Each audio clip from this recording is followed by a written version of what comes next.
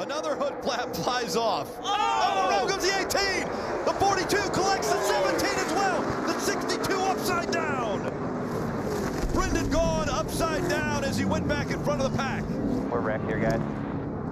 Peels the 18 off to the right. It looks a lot like the 24 accident. Look at the 62, a full flip back on its wheels. Thank goodness. Instantly stopped the flipping, put the car back in position. Kurt pushing Kyle. And just hooked him. And look at Brendan Gaughan. Just flipped right over. It's like the nose of that Chevrolet just. 33 lead lap cars as Paul Tracy just made a stop, went a lap down. Crash. Car upside down. Start finish line. It is Stewart.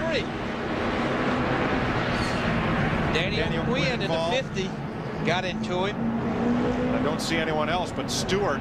Down in, and there's just not, he just doesn't quite have enough room to get in front of Kenny Wallace. And look at that race car. They just become like feathers blowing in the wind. Now this is a hard lick right here. Fortunately, it's just it's more in the left front than it is anywhere else. And it was the right side of Stewart's car that took the brunt.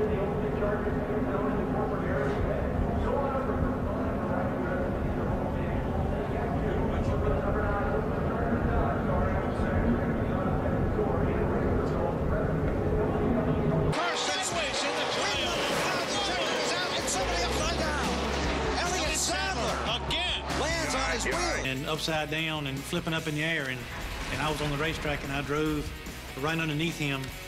I saw all the M&M's characters and I saw him, you know, kind of looking down as I went under the whole time. There's Elliott Sadler. He's all right. Side. Here comes Hamlin up the outside. Wow. Crash into the wall, into the air. Goes Newman. Upside down. In a shower of sparks on his roof. Ryan Newman comes across the line, fourth. Ryan Newman goes around, and the car goes to its roof, and here's the on-rushing Corey LaJoie, picking it up and over.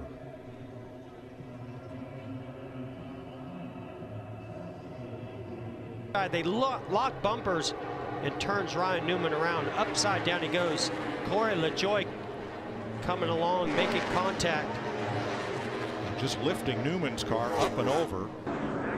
We're under caution at Daytona. Michael Waltrip has just taken a stinging sidewinder flyer from the tri-oval down toward turn one. Right there, he gets touched right there. Now this car goes way up in the air. When it turns around, you see it start to fly there. Turns completely up and pancakes right down on the roof. That's what did all that roof damage you were talking about. Then it goes into a barrel roll. Side over side, many, many times. Now it's on the nose of the car and then hits hard on the back.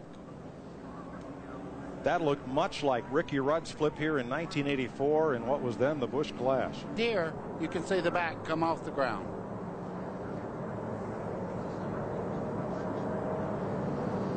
And then it digs in and starts that barrel roll. Normally you see that when it gets on the grass, but it started before it got off the pavement. Dig it. They're crashing. Rhodes into Crafton. Damn. Crafton up and over. And Cass Gralla looks to me like will win this race. On goes the 27, catches Crafton, who thought he was home free. Exactly in that spot where you said you didn't want to be pushed, where the track changes a little bit of that up. In the corners when the trouble happened, it just was a very aggressive push.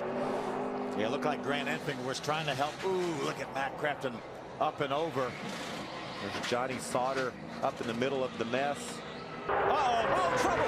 Elliott Sadler over once and a half and on his roof. Now the car tumbling hard onto the pavement in turn three. Caution is out. A terrible crash. Could be trying to dodge that 8 car. Car flew in the air a long ways before it hit anything.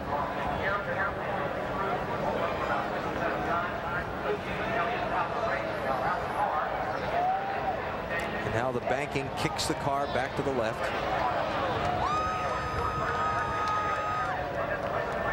96 races ago on the road course. And who half do a you... second. And the 99 has turned over Brad Keselowski. And we have a caution. My goodness. I don't know if I'm okay. Did not sit that car back down. I'm like you, Daryl. I'm going to be so glad to see that rear spoiler back on these cars. I think that's it's got to be something to that. Carl, clean here, clean here. Just slight contact.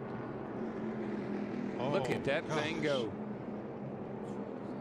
That looks so much like Edwards' turnover at Talladega off the bumper of Keselowski. I think he can step out until he waits till the last second and picks up. He goes to the outside. Is Edwards going? Oh, no! He turns him. No, no.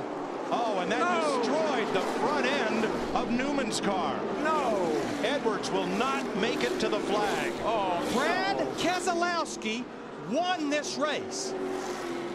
Unbelievable. Carl Edwards' car destroyed. Him at 09 went right back to the bottom and clipped him. You know, the move looked a lot like the one that Brian Vickers put on Jimmy Johnson when Vickers won. Wow. But what a hit. Wow. That is 1987 all over again. He opened it up just a little bit. Yeah, I'm not sure. I think this is a hard lick right into the fence. I mean, that car, that looked like Bobby Allison did here in 1987. The catch fence did its job, and the car did its job. Thank goodness we have the new, stronger, much stronger, safer catch fences. And Newman took a hard hit from Edwards. Dale Earnhardt Jr. to the bottom of the track. Jr. will win Daytona. And the big one happens behind them.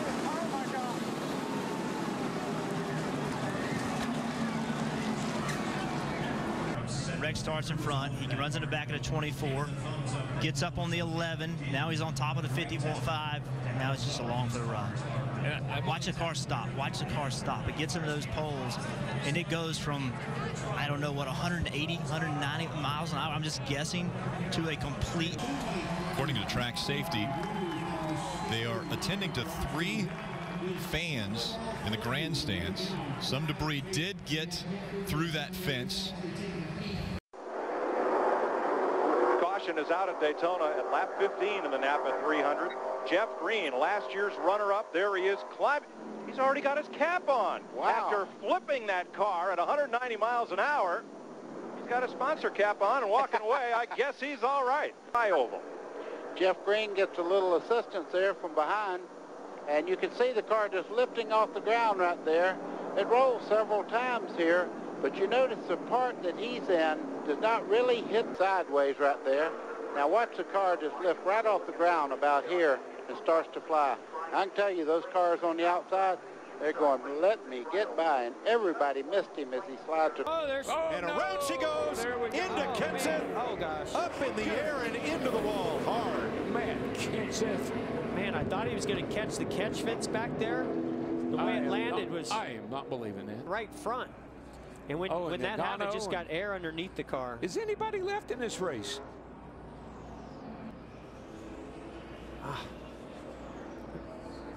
You realize how powerful the wind is in that situation. To be able to take a car of this weight, what's 3,400 pounds around approximately. Cause a huge wreck.